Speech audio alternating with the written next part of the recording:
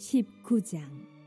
그 후에 암몬 자손의 왕 나하스가 죽고 그의 아들이 대신하여 왕이 되니 다윗이 이르되 한운의 아버지 나하스가 전에 내게 호의를 베풀었으니 이제 내가 그의 아들 한운에게 호의를 베풀리라 하고 사절들을 보내서 그의 아버지 죽음을 문상하게 하니라. 다윗의 신하들이 암몬 자손의 땅에 이르러 한운에게 나아가 문상하매 암몬 자손의 방백들이 한운에게 말하되 왕은 다윗이 조문사절을 보낸 것이 왕의 부친을 존경함인 줄로 여기시나이까? 그의 신하들이 왕에게 나온 것이 이 땅을 엿보고 정탐하여 전복시키고자 함이 아니니까? 하는지라. 한운이 이에 다윗의 신하들을 잡아 그들의 수염을 깎고 그 의복을 볼기 중간까지 자르고 돌려보내매 어떤 사람이 다윗에게 가서 그 사람들이 당한 일을 말하니라. 그 사람들이 심히 부끄러워하므로 다윗이 그들을 맞으러 보내 왕이 이르기를 너희는 수염이 자라기까지 여리고에 머물다가 돌아오라. 하니라. 암몬 자손이 자기가 다윗에게 밉게 한 줄 안지라.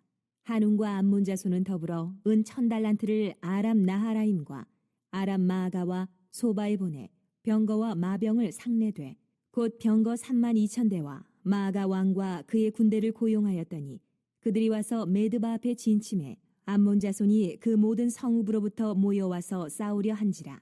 다윗이 듣고 요압과 용사의 온 무리를 보냈더니 암몬 자손은 나가서 성문 앞에 진을 치고 도우러 온 여러 왕은 따로 들에 있더라. 요압이 앞뒤에 친 적진을 보고 이스라엘에서 뽑은 자 중에서 또 뽑아 아람 사람을 대하여 진을 치고 그 남은 무리는 그의 아우 아비새의 수하에 맡겨 암몬 자손을 대하여 진을 치게 하고 이르되 만일 아람 사람이 나보다 강하면 네가 나를 돕고 만일 암몬 자손이 너보다 강하면 내가 너를 도우리라. 너는 힘을 내라. 우리가 우리 백성과 우리 하나님의 성읍들을 위하여 힘을 내자. 여호와께서 선히 여기시는 대로 행하시기를 원하노라. 하고 요압과 그 추종자가 싸우려고 아람 사람 앞에 나아가니 그들이 그 앞에서 도망하고 암몬 자손은 아람 사람이 도망함을 보고 그들도 요압의 아우 아비새 앞에서 도망하여 성읍으로 들어간지라. 이에 요압이 예루살렘으로 돌아오니라.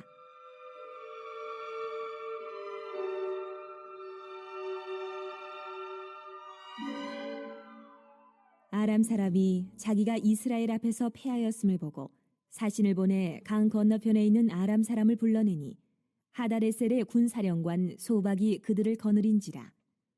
어떤 사람이 다윗에게 전하매 다윗이 온 이스라엘을 모으고 요단을 건너 아람 사람에게 이르러 그들을 향하여 진을 치니라.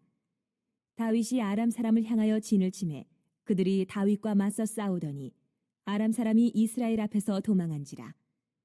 다윗이 아람 병거 7,000대의 군사와 보병 40,000명을 죽이고 또 군대 지휘관 소박을 죽이매 하다레셀의 부하들이 자기가 이스라엘 앞에서 패하였음을 보고 다윗과 더불어 화친하여 섬기고 그 후로는 아람 사람이 암몬 자손 돕기를 원하지 아니하였더라. 하나님께서 다윗을 기뻐하셔서 다윗이 어디를 가든지 다윗과 함께 하셔서 다윗을 이기게 하셨다라는 말씀을 우리는 기억하죠. 그래서 지난 시간에 18장에 보시면 이 다윗의 승전의 기록을 말씀하고 있고 오늘 19장에서도 계속해서 이 다윗의 승전의 기록이 계속되고 있는 것을 보게 됩니다. 특별히 이 19장에서는 다윗이 암몬과 또 아람의 연합군과의 전쟁에서 승리하는 내용을 담고 있는데 근데 이 전쟁이 왜 일어나게 되었는지 그 발단은 이렇습니다. 1절과 2절을 다 같이 봉독해 보겠습니다. 자, 시작. 그 후에 암몬 자손의 왕 나하스가 죽고 그의 아들이 대신하여 왕이 되니 다윗이 이르되 한운의 아버지 나하스가 전에 내게 호의를 베풀었으니 이제 내가 그의 아들 한운에게 호의를 베풀리라 하고 사절들을 보내서 그의 아버지 죽음을 문상하게 하니라. 다윗의 신하들이 암몬 자손의 땅에 이르러 한운에게 나아가 문상하매. 그렇습니다. 우리가 잘 아는 대로 이 다윗은 과거에 거의 한 10여 년 동안 이 사울로 인해서 이 광야에서 쫓기는 그러한 삶을 살았었죠. 그런데 다윗은 그때 이 사울의 칼을 피해서 여기저기로 도망을 다니게 되는데 그 위기가 닥쳐올 때마다 많은 사람들의 도움을 받고 그 위기를 극복하게 되는 모습들을 우리는 많이 보았습니다.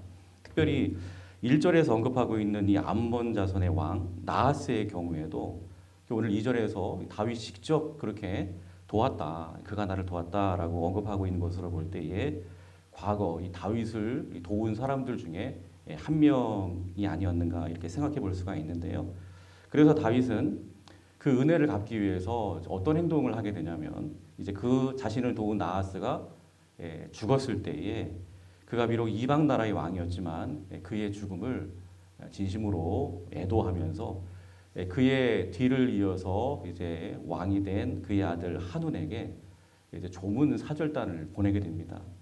그러니까 이 조문 사절단은 정말 이 다윗이 은혜를 받고자 하는 참으로 선한 의도에서 순수한 의도에서 보낸 것이기 때문에 이 한운 왕 역시도 그냥 순수하게 좋은 마음으로 그 조물단을 맞이하면 되는 것입니다. 그런데 문제가 발생을 하죠. 이 3절을 읽어보겠습니다. 자, 시작. 암몬 자손의 방백들이 한운에게 말하되 왕은 다윗이 조문사절을 보낸 것이 왕의 부친을 존경함인 줄로 여기시나이까. 그의 신하들이 왕에게 나온 것이 이 땅을 엿보고 정탐하여 전복시키고자 함이 아니니까 하는지라. 그러니까 지금 이 방백들이 신하들이 이 한운의 마음을 지금 막 흔들어 놓고 있습니다. 지금 다윗이 조문단을 이렇게 보내왔는데 이거 결코 순수한 의도에서 보낸 게 아니라는 것이죠. 그저 이 땅을 엿보고 정탐하고 그래서 마침내 전복시키고자 쳐들어오기 위해서 그런 빌미를 삼기 위해서 그렇게 보낸 것이다 하면서 이 한운의 마음의 오해를 그렇게 심어 놓습니다. 근데 이때 한운이 어떻게 하죠? 좀 더 깊이 좀 묵상해보고 이 과거에 어떤 일이 있었는가 좀 이렇게 살펴보고 그래야 되는데 그냥 그 방백들의 말이 휘둘려서 결코 해서는 안 될 아주 치명적인 그러한 일을 저지르고 맙니다. 4절을 봉독해 보겠습니다. 4절 시작. 한운이 이에 다윗의 신하들을 잡아 그들의 수염을 깎고 그 의복을 볼기 중앙까지 자르고 돌려보내매. 다윗이 보낸 조물단을 마치 적들을 대하듯이 붙잡았습니다. 그리고 그들의 수염을 깎았어요.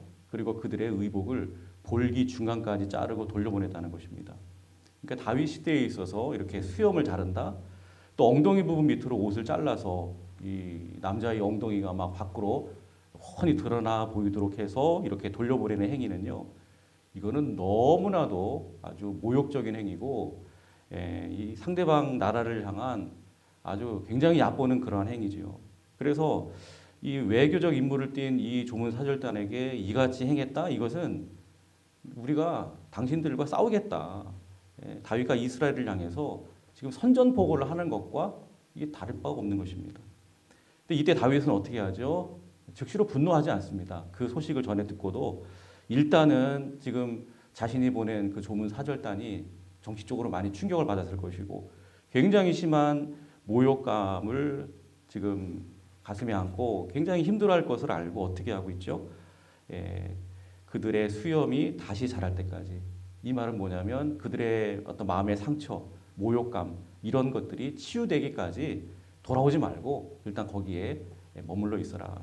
이렇게 막 돌아다니지 말고 막 이렇게 그 모욕적인 모습을 다른 사람들에게 보여주지 말고 그냥 거기서 차분하게 기다려라. 수염이 다시 자랄 때까지 치유될 때까지 회복될 때까지 기다려라. 이렇게 조치를 취합니다.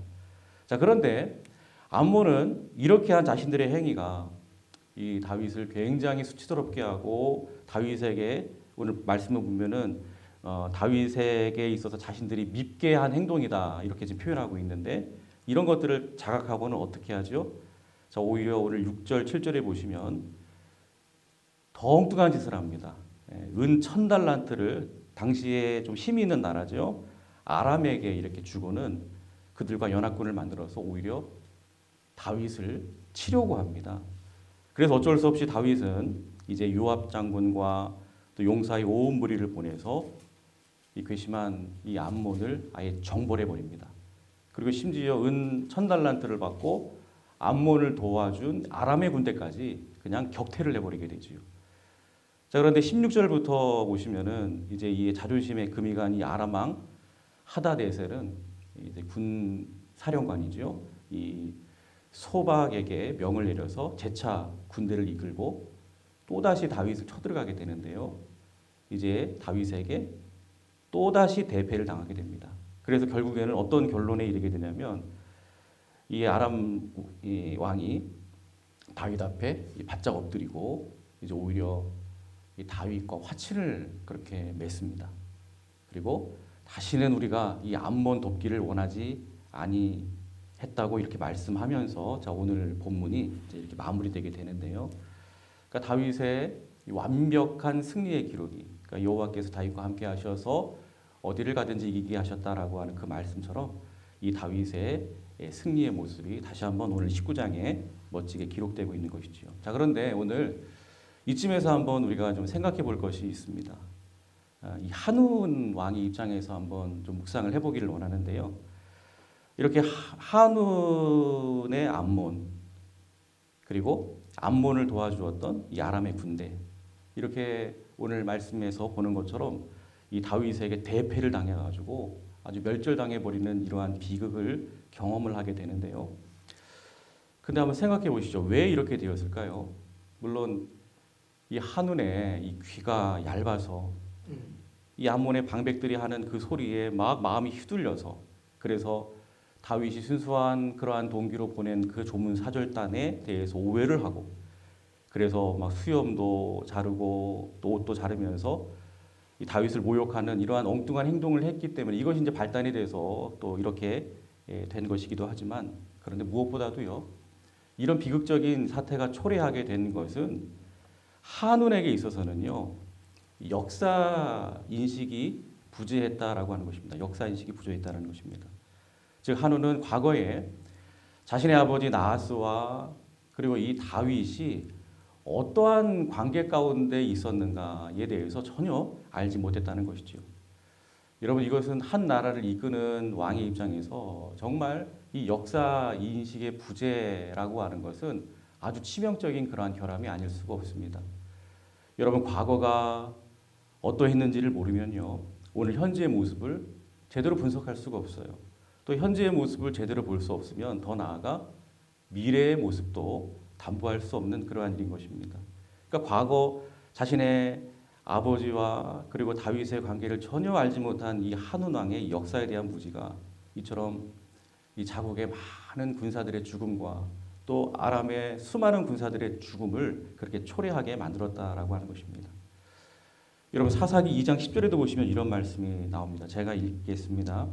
그 세대의 사람도 다 그 조상에게로 돌아갔고 그 후에 일어난 다른 세대는 여호와를 알지 못하며 여호와께서 이스라엘을 위하여 행하신 일도 알지 못하였더라. 자 무슨 말씀이지요? 끊임없이 주변 열강으로부터 침략을 당하면서 막 고통을 당한 이 사사시대 백성들의 경우에도 마찬가지라는 것이죠. 역사 인식의 부재 때문에 그런 고통의 사이클로부터 벗어나지 못했다는 거예요. 과거 하나님께서 어떠한 분이셨는가. 그래서 하나님께서 자신들에게 어떠한 일을 행하셨고 또 어떤 기적을 베푸셨고 어떤 은혜를 베푸셨는지 즉 출애굽 시대 이후로부터 광야 시대의 그 모든 과정과 또 가나안 정복의 시대에 이르기까지의 하나님이 과거에 자신들에게 행하셨던 그 모든 역사를 전혀 모르기 때문에 싹 다 망각하고 잊어버렸던 그러한 세대였기 때문에 이 사사기 시대의 그 비극적인 고통의 사이클로부터 벗어날 수가 없었다는 거예요. 계속 고통을 당하는 그 비극을 반복하더라는 것이죠. 그리고 무엇보다도 이 역대기서의 주 독자층이 바로 포로 귀환한 즉 나라의 망을 경험한 이후의 이스라엘 백성들이라고 했죠. 이스라엘 백성들도 마찬가지예요. 그들이 왜 나라가 망했습니까? 마찬가지입니다. 이 같은 역사의식의 부재 때문인 것입니다. 그래서 역대기 기자는요.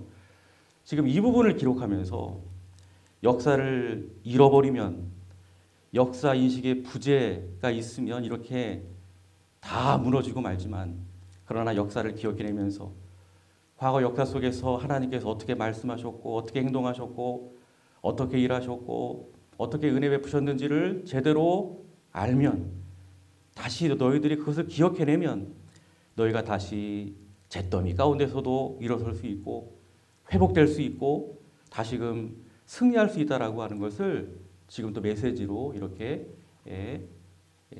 깨닫게 해주고 있는 것입니다. 오늘 저와 여러분들도 마찬가지입니다. 과거의 은혜를 기억하지 못하면 한은처럼 오늘의 상황을 우리는 자꾸만 한은처럼 막 오해를 하게 되고요. 또 오늘의 상황을 오해하면 우리의 미래 앞날까지 다 그르쳐버리게 되는 것입니다. 그러나 하나님께서 어떻게 여기까지 나를 인도해 오셨는가를 제대로 분명하게 똑똑하게 우리가 기억하게 될 때에 오늘도 우리는 그 어떠한 어려움 가운데서도 절대로 이 한운처럼 다른 엉뚱한 길을 찾지 아니하고 오직 하나님만을 찾게 될 것이고 결국 승리의 길로 나아가게 될 줄로 믿습니다. 부디 과거에 하나님이 우리와 함께 하셨던 역사의식을 분명히 가지고 오늘과 미래에 대한 방향을 은혜롭게 잡아가시는 주님의 신실한 백성들이 다 되시기를 주님의 이름으로 축원합니다. 또 한 가지 우리가 기억해야 될 것은 이 암몬 왕 한운이 초래한 이 비극은요. 그렇습니다. 여러분 일이 잘못되고 있다라고 하는 것을 깨닫게 되었다면 즉시 돌이켜야 되는데 그렇게 하지 못했다라고 하는 데 있어요. 여러분 한운의 방백들의 말이 휘둘려 가지고 비록 엉뚱한 짓을 했죠. 큰 실수를 했습니다. 좁은 사절단의 수염을 잘라버리고 그들의 의복을 그렇게 잘라버리는 엉뚱한 이러한 짓을 저질렀다라고 할지라도 그래서 이것이 다윗에게 크게 실수한 것임을 깨달았다면 한우는 그때라도 잘못을 시인을 해야 돼요. 다윗에게 사과를 해야 합니다. 그렇게 되었다면 이 다윗이 암몬을 멸절시키는 그러한 비극에 이르기까지 그런 일들을 당하지 않았다라고 하는 것이죠. 그런데 한우는 잘못을 깨달았을 때 즉시 돌이키지 않습니다. 즉 회개하지 않습니다. 오히려 더 엉뚱한 방향으로 그렇게 갈 때까지 가버리고 말죠. 우리 6절과 7절을 다시 한번 읽어보겠습니다. 6절, 7절 시작. 암몬 자손이 자기가 다윗에게 밉게 한 줄을 안지라. 한운과 암몬 자손은 더불어 은 1000달란트를 아람 나하라임과 아람 마가와 소바에 보내 병거와 마병을 상례대 곧 병거 32,000대와 마아가 왕과 그의 군대를 고용하였으니 그들이 와서 메드바 진침에 암몬 자손이 그 모든 성읍으로부터 모여와서 싸우려 한지라. 그렇습니다. 여기 보니까 6절에 암몬 자손이 자기가 다윗에게 밉게 한 줄 안지라. 다윗에게 밉게 한 줄을 알았다면 본인들이 실수한 것을 깨달았다면 다윗에게 잘못을 시인하고 사과해야 되는데 오히려 어떤 짓을 하죠? 군대를 모아가지고 오히려 다윗을 칠 생각을 했다는 것이죠. 이렇게 어리석은 짓을 했다는 것입니다. 이런 우리가 삶을 살아가면서 때로는 우리는 연약하기 때문에 잘못된 행동 할 수가 있어요. 한운처럼 잘못된 판단으로 말미암아 엉뚱한 실수를 우리가 저지를 수 있습니다. 그래서 일을 그르칠 때도 있습니다. 다른 사람과의 관계에서 실수할 때도 있어요. 근데 정작 중요한 것은 무엇입니까? 그것이 이 잘못이었다라는 것이 딱 깨달아지게 된다면 그때 즉시로 돌이키는 용기, 정말 그것이 귀한 것이죠. 여러분 다윗과 이 한운 왕의 차이점이 바로 이것이 아니겠습니까?